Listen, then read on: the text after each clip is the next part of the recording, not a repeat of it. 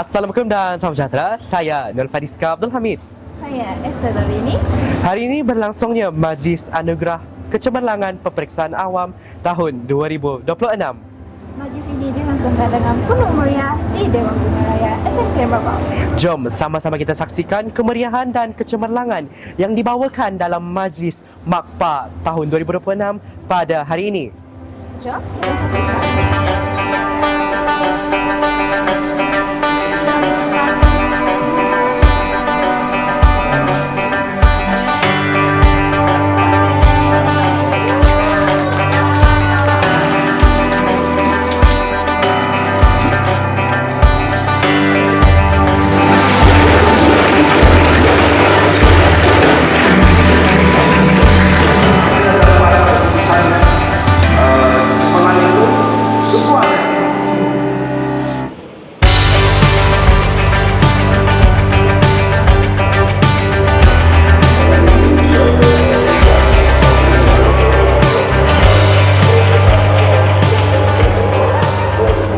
YB Datuk Seri Lee Kim Chin, Menteri Pengangkutan Sarawak.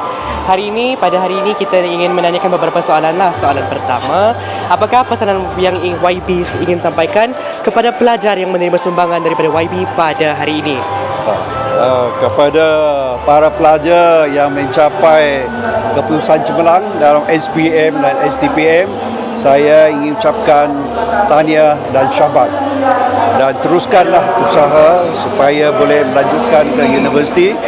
Dan juga saya berharap semasa belajar di institusi pengajian tinggi, anda semua akan belajar bersungguh-sungguh dan juga mencapai keputusan prestasi yang terbaik.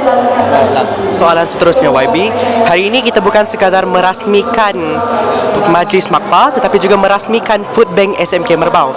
Jadi apakah pesanan yang ingin sampaikan kepada warga sekolah terhadap perasmian Food Bank pada hari ini? Hari ini juga saya juga berasa gembira dapat melihat SMK Merbau menubuhkan satu food bank.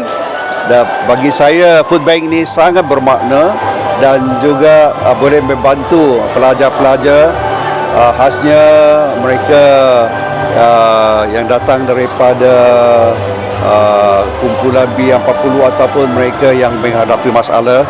Saya didapati ada pelajar yang tidak kadang-kadang tak ada sarapan pagi datang ke sekolah. Jadi dengan adanya food bank, mereka juga boleh dapat makanan di sekolah pada waktu pagi, iaitu untuk sarapan pagi. Ini sangat bermakna dan saya berharaplah ini boleh membantu pelajar-pelajar berkenaan.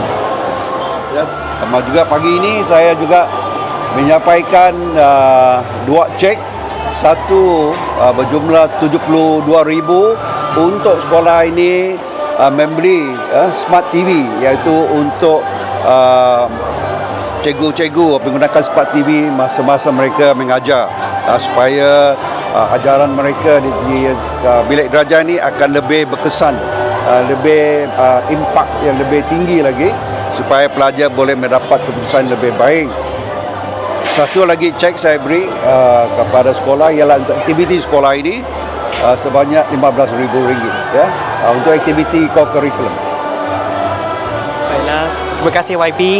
Sumbangan dan juga bantuan YB amat kami hargai di SMK Merbau selama ini. Terima kasih YB dan sudah membuat dari TVPS Merbau. Terima kasih.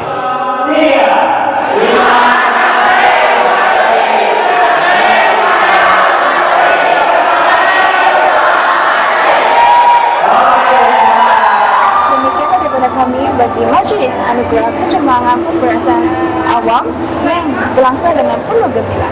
Semoga kenangan yang dibawakan dalam majlis ini menjadi kenangan terindah bagi alumni SMK Merbau. Semoga kecemerlangan mereka dapat dikekalkan bagi batch yang seterusnya.